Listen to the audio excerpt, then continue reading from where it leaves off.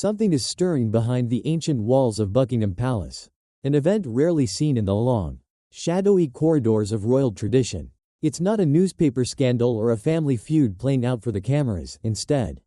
It is a silence so heavy it presses against the gilded ceilings.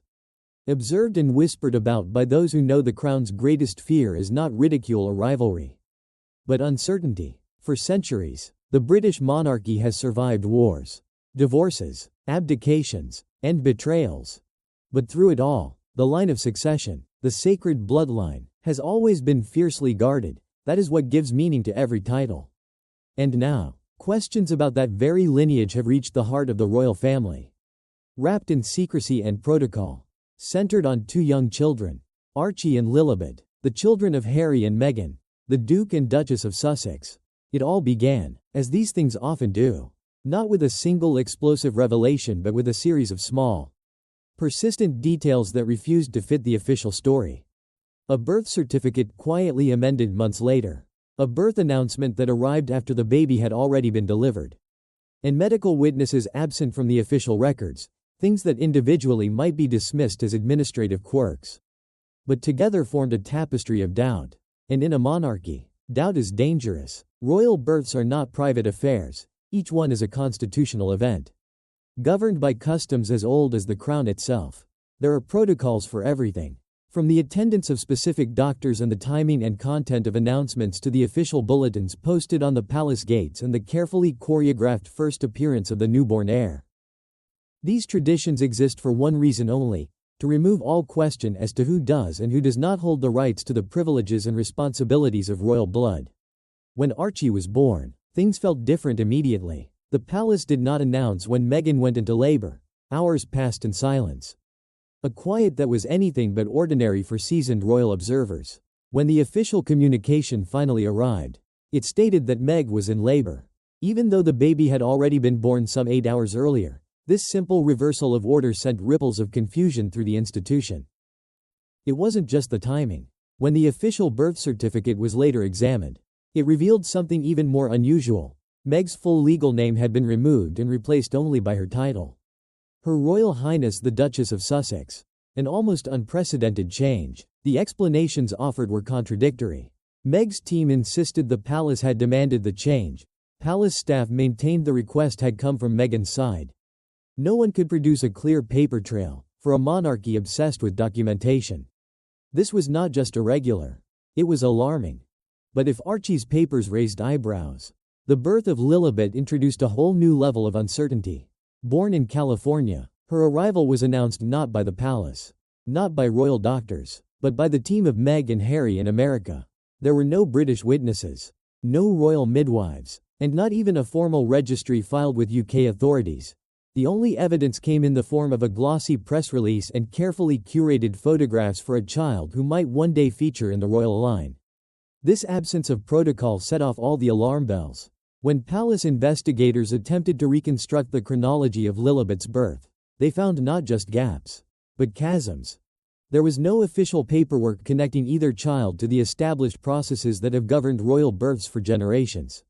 No confirmation from the Church of England for Lilibet's baptism, a ceremony of enormous constitutional significance. In fact, there was no record at all, no entry in the parish registers, no bishop's signature, not even a confidential note. For a royal child, this isn't merely odd, it is constitutionally hazardous.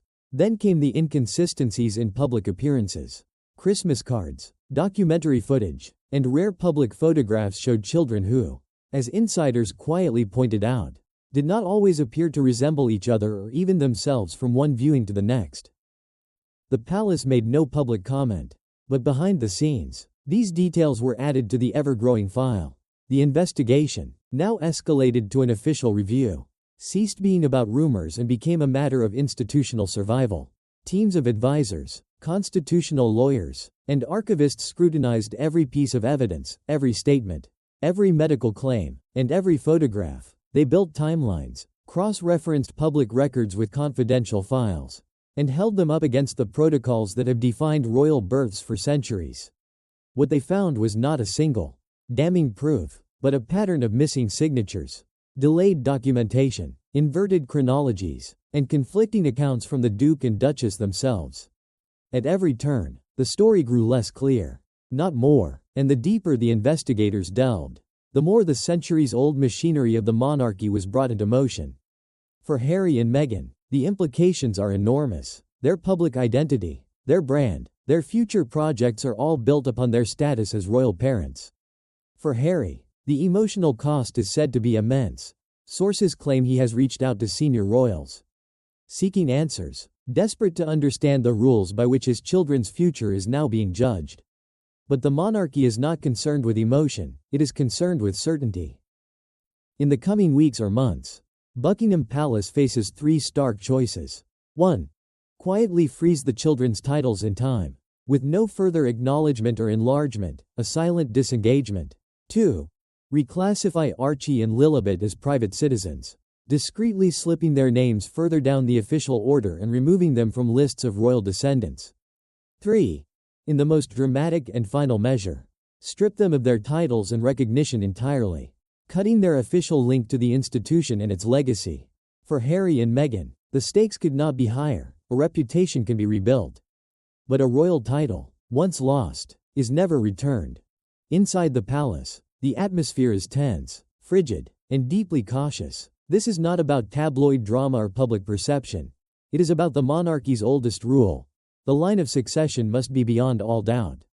And when the crown begins to question its own lineage, it is not looking for gossip or entertainment, it is preparing to protect itself. Even if that means rewriting the future of those who once seemed destined to shape it. There may be no public announcements or official leaks, just the quiet, relentless turning of a centuries-old machine as it decides what must be done. Moving forward, the world will continue to watch the spectacle, drawn by the drama, the mystery, and the personalities. But inside Buckingham Palace, the focus is on something far more grave, preserving the legitimacy of the crown, and with it, the very foundation of the British monarchy.